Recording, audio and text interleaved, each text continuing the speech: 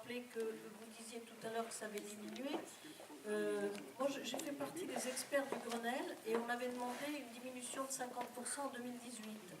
On s'aperçoit qu'entre 2009 et 2014, on a augmenté de 12,5% et ces 2 dernières années, il y a encore eu une augmentation. Donc vous voyez, le plan Ecophyto est loin d'être gagné et l'Europe d'ailleurs vient de faire une remarque à la France à ce sujet.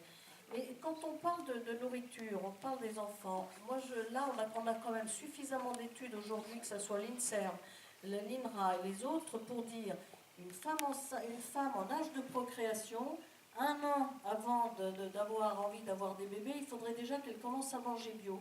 C'est pas seulement pour les pesticides, parce qu'on parle toujours des pesticides, et c'est un fait que c'est dangereux parce qu'on le retrouve dans l'air, on le retrouve partout, et que ça modifie de toute façon les produits que l'on consomme, puisqu'il y a beaucoup moins de vitamines, on a beaucoup moins d'antioxydants, etc. Maintenant c'est reconnu. Mais c'est surtout toute la transformation agroalimentaire dans laquelle on va retrouver des appétants, des colorants, des exauceurs de goût, où on va irradier une grande partie des aliments. Quand vous avez des pommes de terre qui sont très belles au mois de mai, eh bien, souvent, elles ont été irradiées. Ça veut dire qu'il reste quoi d'un point de vue nutritionnel là-dessus? Et nos enfants méritent mieux.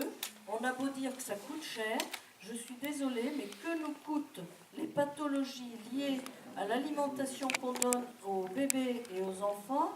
Je pense qu'au niveau sociétal, on aurait vraiment tout à gagner. Et puis au niveau des pathologies que l'on crée, parce que malheureusement, l'augmentation exponentielle des maladies chroniques non transmissibles que sont les cancers, Alzheimer, les problèmes d'infertilité, toutes ces problématiques qui ont un coût très important dans les traitements qui sont ensuite donnés, eh bien, je peux vous dire qu'on ferait des sacrées économies, qu'on aurait largement de quoi aider les agriculteurs à embaucher des gens pour avoir plus de main-d'œuvre sur place plutôt que d'utiliser de la chimie. On aurait beaucoup plus d'argent pour payer des nourritures correctes à nos enfants, etc. Mais en fait, on est dans un système où l'agrochimie et l'agroalimentaire, les grands groupes agroalimentaires, ont pour envie, c'est de vendre un maximum de produits qui souvent ne nous nourrissent pas, mais nous obligent à dépenser plus et à acheter en permanence.